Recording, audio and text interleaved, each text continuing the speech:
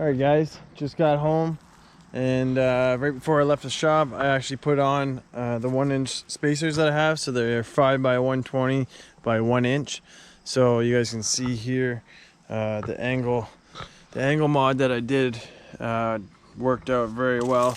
So it's literally maxed out right now as far as we could go on a stock cut knuckle, because if I'm fully maxed out, we're not touching the lower in the back anymore. You guys can kind of see that we're not touching back there anymore, but right now the tie rod is actually touching this little piece here.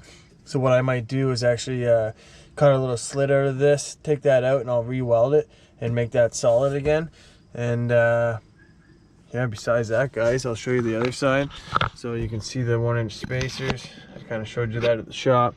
So I'm gonna put my black Corvette rims back on. These were just because I didn't have tires on the other ones, and then when I tried to fit the spacers, they were actually 5 by 120 by 5 and 5 by 114.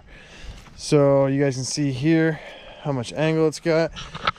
That's the trailing arm right here. This is the one that follows, so the other side's a little bit more, but you can see the brake line is really good. Nothing's pulling on anything. I would like to go braided anyways on that, but that's in the future. So we'll get the Corvette rims back on.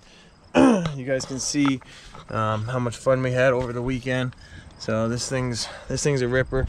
You guys know that anyways. But I got the hydraulic e-brake hooked up too. You guys can see, right? So the hydraulic e-brake works. So that works, and then the steering wheel. So besides that, I'll show you guys what it looks like from the front. You can see what a big difference too, guys, like night and day, right? You guys can kind of get the whole look over there.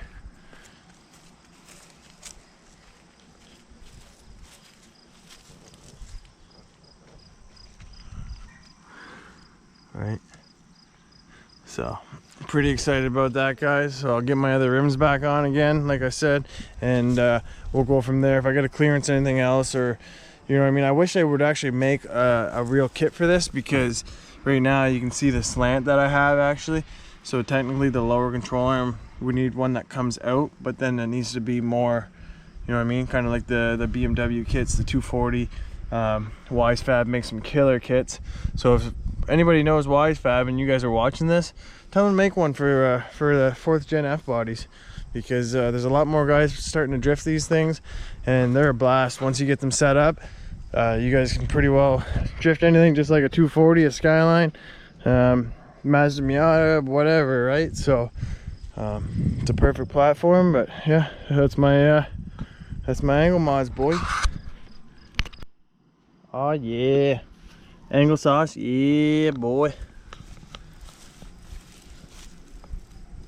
A little bit of anglesauce for the boys, hey? A little bit of sauce for the boys. Kenny Slides, shout out brother. Appreciate you telling me what to do, bro.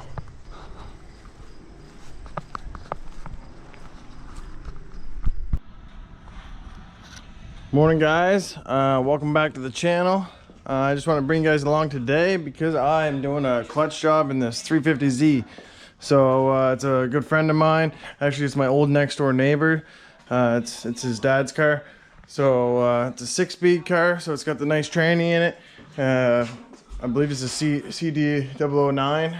And then yeah, I'm gonna pull that out. We got a brand new flywheel, brand new clutch, and alignment tool, all that good stuff. So we're gonna get this thing together. The Transmaro, this thing, wow, I'm impressed with it this weekend. She took a beating, so you guys can see how dusty it is there. That was on, like, you had to take the back way to get to the circle, so it was very dusty. So I'm gonna get this thing all cleaned up. Robert did have it all nice and buffed. Another thing, the spacers that you guys seen in the last video, I got from Jay, and we tried them on before we went to the burnouts. But when I went to put my wheel back on, I realized that it was actually a 5 by 120 to a 5 by 114, so I couldn't use them.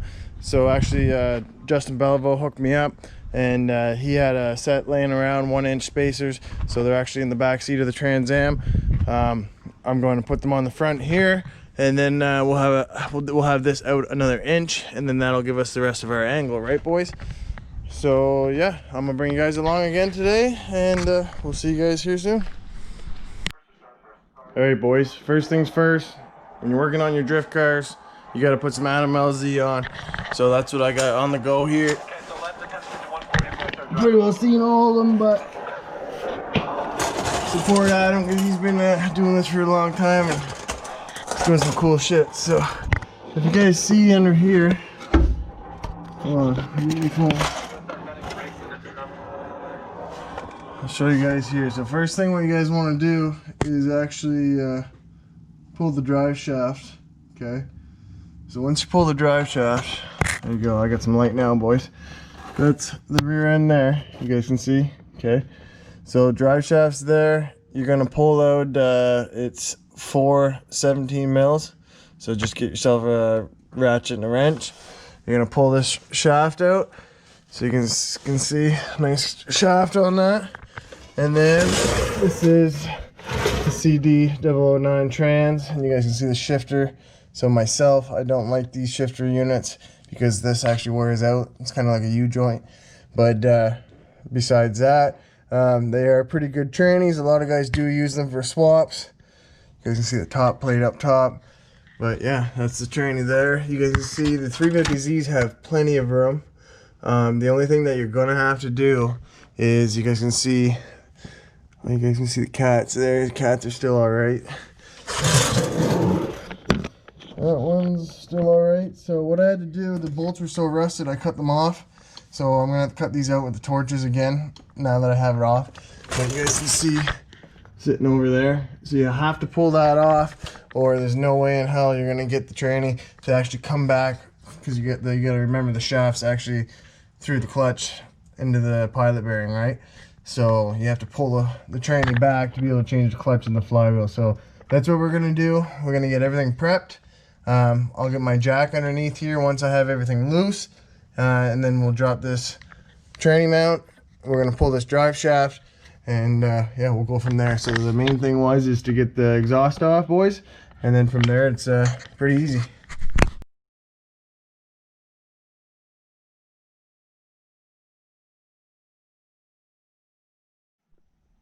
Next thing, boys, you're gonna come in here before you get all greasy and stuff, and you're just gonna pull this shifter off. So you're just gonna turn this guy off, right? We'll do that. Get this guy off, and then the centerpiece, it's just clipped on, and underneath there'll be 4 bolts. There should be 1 underneath, 2 holding the shifter, and then the 3 bolts in the center for the rod itself. So we're just gonna, instead of prying here, guys, you don't have to pry on the sides. You can actually just like put your finger underneath, and then you're just gonna pull back, right? Just like that. So then when you lift that up, you gotta unhook your little piece here. We'll probably just set this aside, actually. We'll probably just set it like this, and that'll be fine like that. So you guys can see here, you got 1, 2, 3, 4. I think those are all 10 mils. So we'll pull this cover off.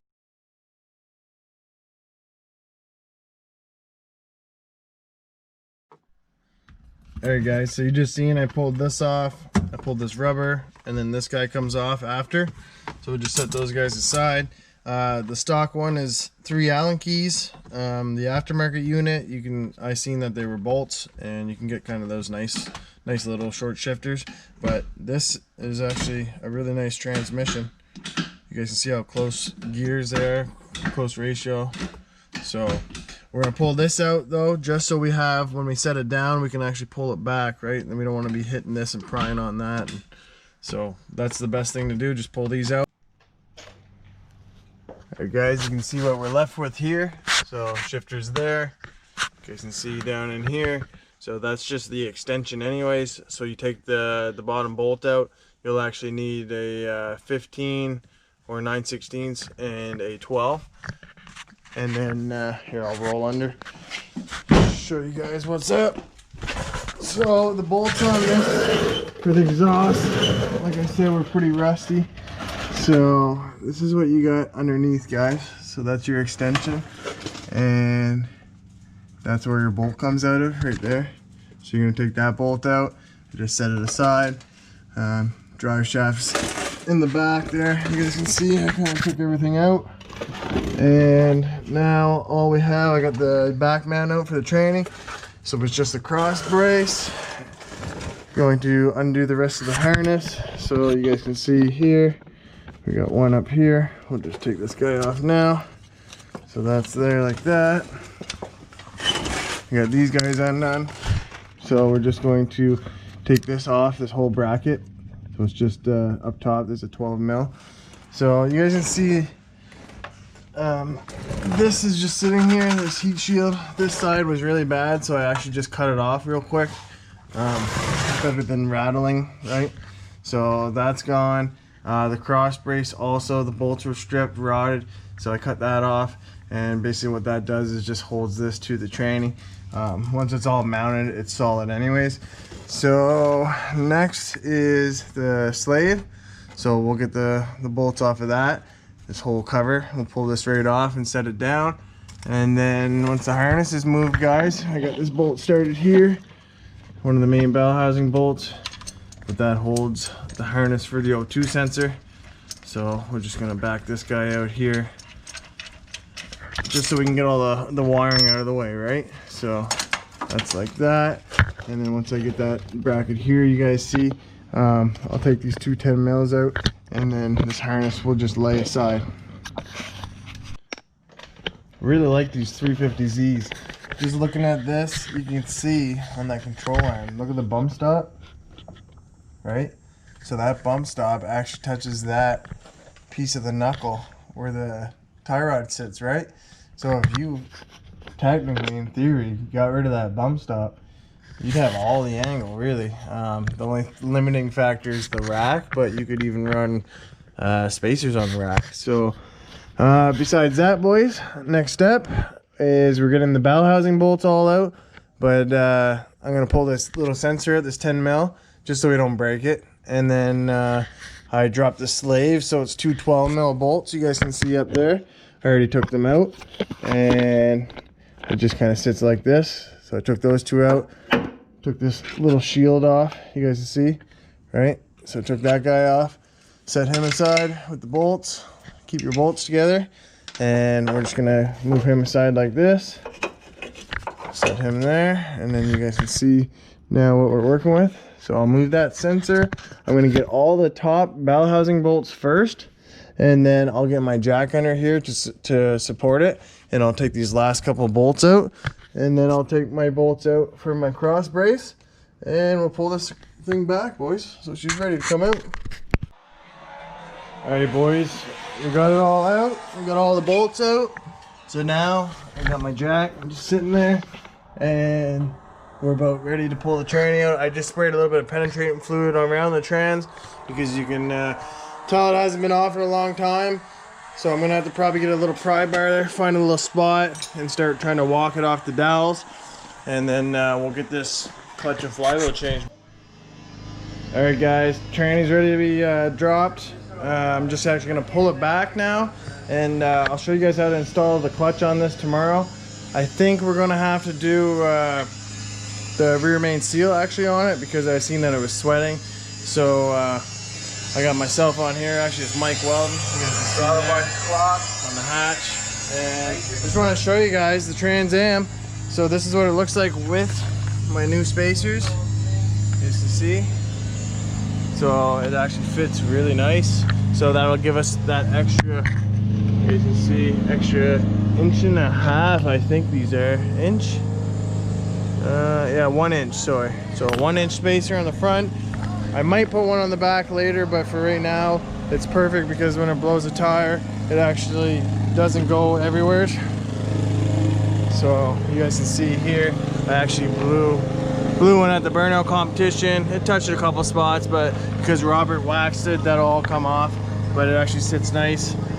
These are the Stance tires that me and Cody DeMo threw on the other day, just because they were free, and it's just something to go out and play with, practice with. You guys can see my collection, but this is the difference of the 1 inch spacer, right? So you guys can see the fitment, no spacer, So I'm gonna put the spacer back on this side, or on this side, and then we'll go try it out, I guess, boys. We'll go see what the angle looks like and feel it out, because that's an extra inch on top of what I just had.